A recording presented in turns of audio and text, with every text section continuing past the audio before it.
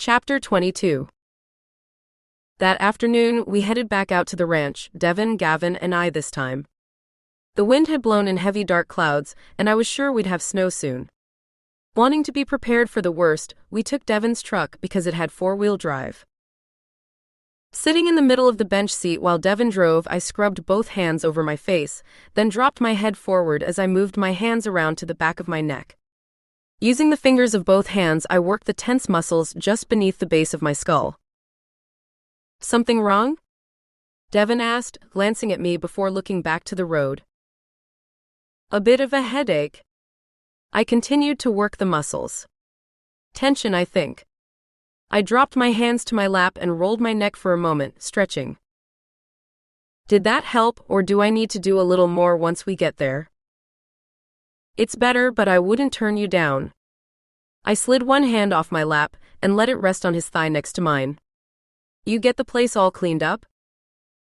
"Mostly, we've got a couple things yet to haul off, but we got the bulk of it done."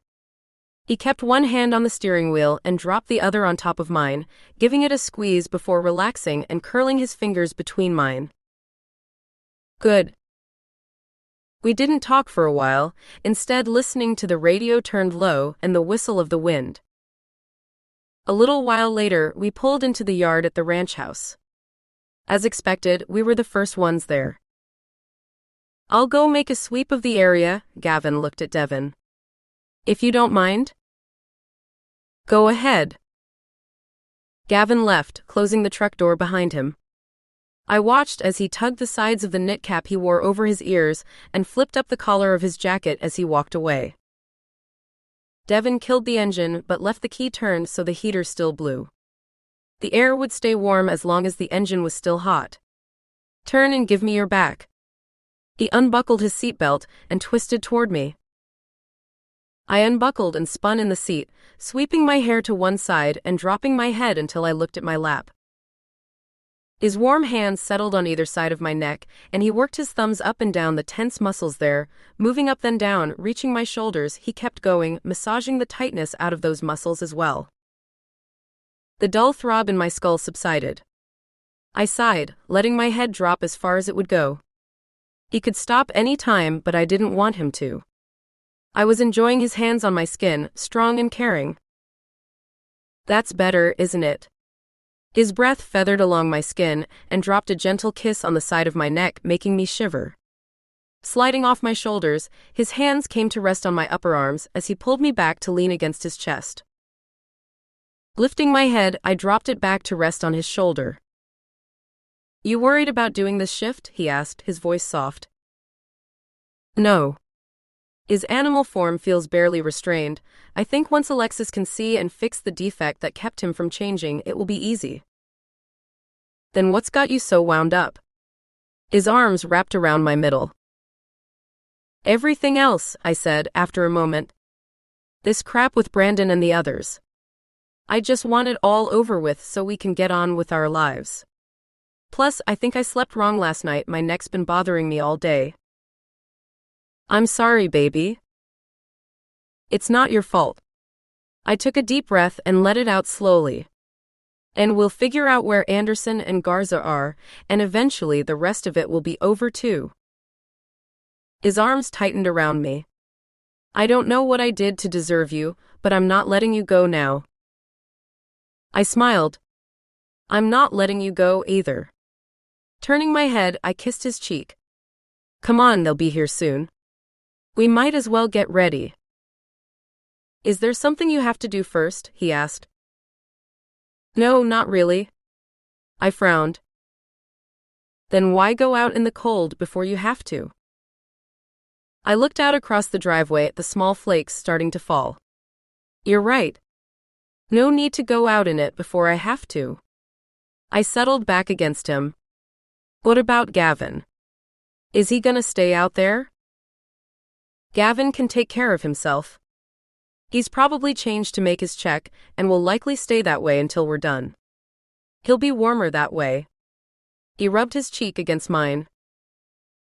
I loved the soft, almost tickling feeling of his 3-day growth of whiskers as it brushed against my skin. Closing my eyes, I sighed and melted against him. A little while later, I heard the low growl of engines approaching. Better sit up, little warrior, they're here. I sat up and rubbed my eyes. The heater was off and the cab had cooled until it was quite chilly. I'd bet it was as cold as outside. The only advantage we had to staying in the truck was that it kept us out of the wind. Blinking, I looked around. It was slightly disorienting. Things were beginning to turn white as the snow started to stick. Did I fall asleep? I stretched my shoulders. You were close, but I don't think you were actually sleeping. He zipped his jacket and looked over at me, pointedly. I zipped mine, pulled the hat and scarf from one pocket and put them on, then tugged the gloves from the other and worked my fingers into them. Devin watched while I finished my preparations. Before I was done, a truck then a second pulled up and parked nearby. You ready? Yep. All right, come on. He opened the door and slid out, holding the door open so the wind wouldn't slam it on me. Once I was out of the truck, he closed it and wrapped one arm around me, pulling me against his side. Heat seeped through his jacket and mine, and I wanted every bit of it I could get. I wrapped an arm around his waist, anchoring myself next to him. Sir, Devin said to Bill as he approached. Devin, Nickie. He nodded in greeting. I'd hoped we'd have better weather for this.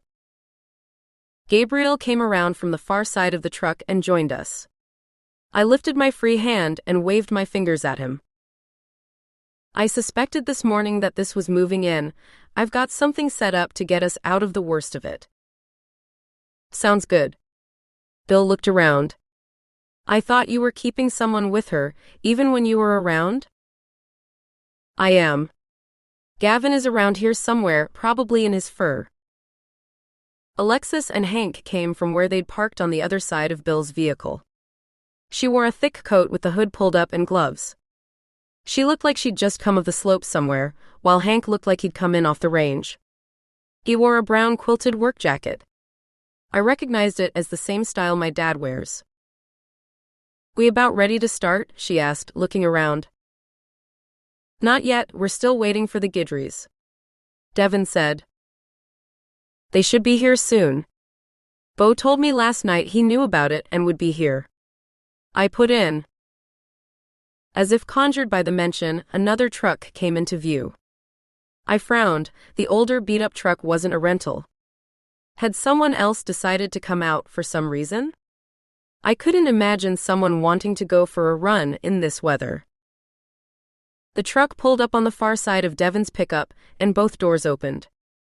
Bailey got out from behind the wheel, while Besson appeared on the other side, followed by Bo. I hope you don't mind that I came along, Bailey said, reaching the group. Bo called and said he wasn't sure their rental could make it in this weather, so I offered to bring them. She was dressed much like Alexis, in a thick coat with a hood. Fine by me. My eyes went to the brothers. Their thin coats made it obvious they hadn't been prepared for this kind of weather.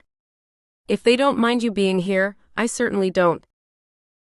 Bo moved behind Bailey and wrapped his arms around her waist. Her smile grew. She seemed to like having him close and touching her. Well, if we're all here, let's get started so we can get done and out of this cold, I turned to Devin. You said you prepared somewhere sheltered? This way. He used the arm around my waist to steer me and led the way to the hay barn where we'd spent the night before. The pile of loose hay we'd slept on was gone, likely gathered up and fed to animals, and only a light dusting of loose hay covered the floor. The corner where our bed had been was deep and shelter from all but the hardest gusts of wind. Everyone filed in, a brown wolf appearing and joining the group. I take it this is one of your men? Bo gave the wolf standing beside him a wary look. That's Gavin, my mate's guard. Devin looked from one to the other for a moment. Right. He looked at the wolf again and swallowed visibly. Nice to see you again, he said to the wolf. Gavin licked the back of his hand, showing he was friendly, at least at the moment. I looked around, making sure we were all there. Does everyone know how this goes? The only ones who didn't nod were Gavin, Bailey, and the Guidrys. Focusing on them, I explained what would happen, ending with, "If we shift in our clothes, it destroys them. I'm not sure about you guys." I looked to Bo for an answer. "Same with us. It can't be size though because we're nowhere near this size." He tilted his head in Gavin's direction. I looked at Besson, sympathetic. "It's up to you, you can shift in your clothes or you can strip down. I'm sorry it's so cold." I'm prepared for that," Devin said, turning toward one of the hay bale walls. He turned back with a folded blanket. "You can wrap up in this, it will at least keep you from freezing until she shifts you." "Thanks." The bigger man took the blanket and moved to one side of the group to start peeling out of his clothes. The rest of us were used to a certain amount of nudity. You had to be if you ever ran with anyone else, though I was still careful who I changed in front of because I was more aware of it than most Kitsune. I looked at Devin and wondered for a moment where his feelings fell on the issue. He hadn't been able to shift as long as I had, but he'd grown up with it. I didn't get very far when Besson cleared his throat, called my attention back to him. He stood to one side, the worn blanket wrapped around his shoulders and fisted at chest level. It ended about mid-calf, leaving his legs and feet stranded in the cold. He moved to the middle of the group and went to his knees in front of me.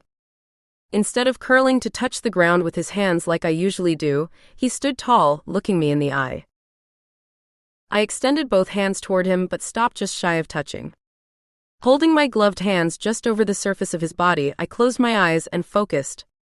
I found the part of me that could sense his animal form and reached out, pushing it into his body. It only took a second to find his fox, waiting just below the surface. I coaxed him, calming him for a moment before lightly tugging him toward the surface. Something stopped the change, like there was a leash tied off somewhere keeping him from moving forward. "Alexis?" I asked without opening my eyes. "Just a second." I heard her take a deep breath and let it out slowly. "Okay, I'm done."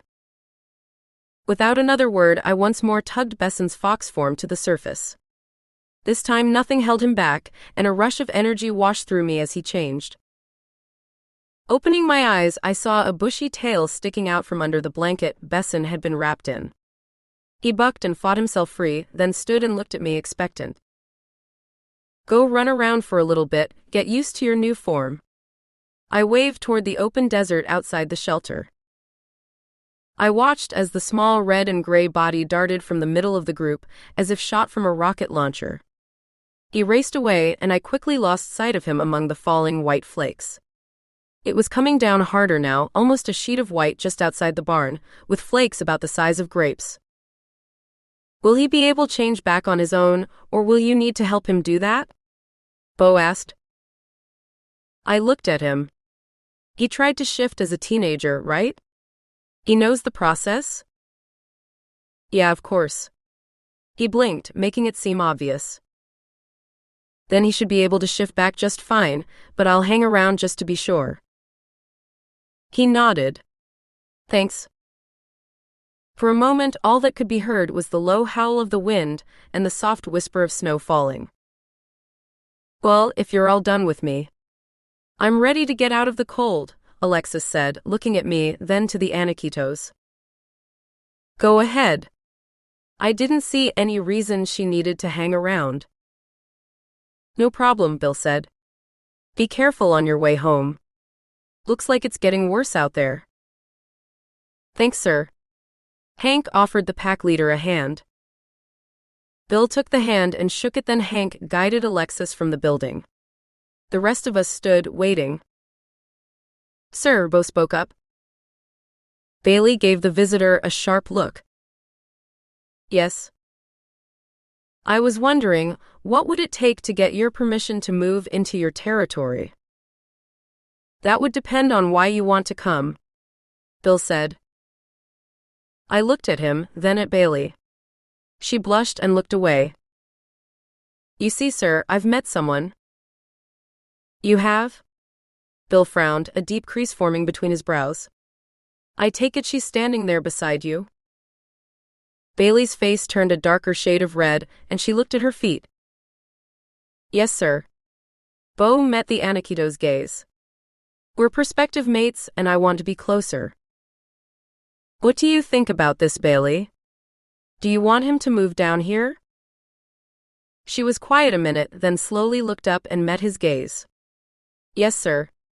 I'd love to have him here. All right. He nodded in her direction. It's not a done deal yet, but we'll get on it. Bill turned and looked at Devin. We'll have to do the usual background checks and all that, but so far, I don't have an issue with it. Devin nodded. I'll get that started. He turned to Bo. I'm gonna need the name of your tartan and how to get a hold of him. I'll get it to you tomorrow if that's soon enough. Bill looked at Devin, who nodded. Tomorrow is fine. Not long later, the small red and gray body of Besson appeared. You ready to change back? I asked him. He met my gaze, then dipped his head once in a nod.